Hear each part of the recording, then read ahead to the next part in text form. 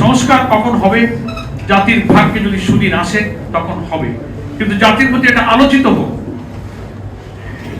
সংবাদ পত্র বা গণমাধ্যম মিডিয়া বলেন, এখন নতুন করে সোশ্যাল মিডিয়া এসেছে, এর সব কিছুর লক্ষ্য হচ্ছে কিন্তু জনগণকে সত্য তথ্য অবহিত করা, মানুষকে সত্য তথ্য অবহিত করতে হবে।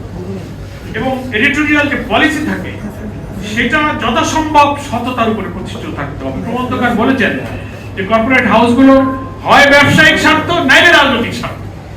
সব টেলিভিশন বলেন, প্রিন্ট, ইলেকট্রনিক মিডিয়া যত হয়েছে সবটার পেছনে কিন্তু একটা উদ্দেশ্য, শুধুমাত্র দেশের স্বার্থ, আমার স্বাধীনতা, সার্বভৌমত্ব, অখণ্ডতা রক্ষার উদ্দেশ্যে বাংলাদেশের মিডিয়া আছে বলে আমার মনে হয়।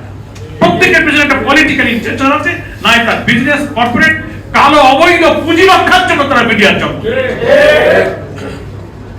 অথচ আমাদের যারা পূর্বসূরি প্রাচীন সংবাদপত্র, দুইটা পত্রিকার কথা বলি, এখানে অনেক সিনিয়র রিপোর্টার আছেন।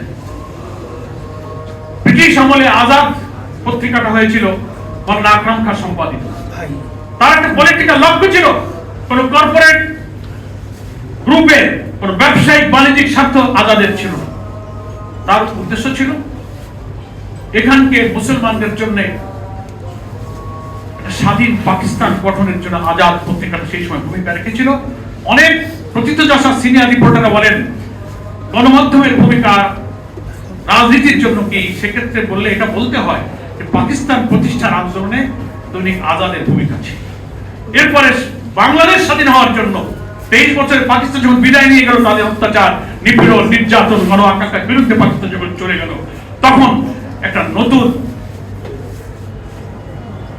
স্বাধীন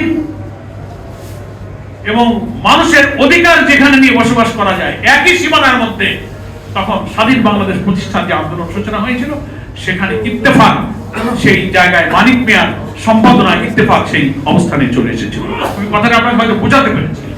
আজাদ তার অবদান থেকে পাকিস্তান সৃষ্টি করেছিল, গণমাধ্যমের মধ্যে থেকে ইত্তেফাকের ভূমিকার মধ্যে দিয়ে বাংলাদেশ তৈরি হয়েছে। এই দুইটা পত্রিকার জন্মের পিছনে আপনি কোন কর্পোরেট স্বার্থ দেখবেন না, ব্যক্তিগত ব্যবসা বাণিজ্য পুঁজি রক্ষার ইন্টারেস্ট আপনি খুঁজে পাবেন।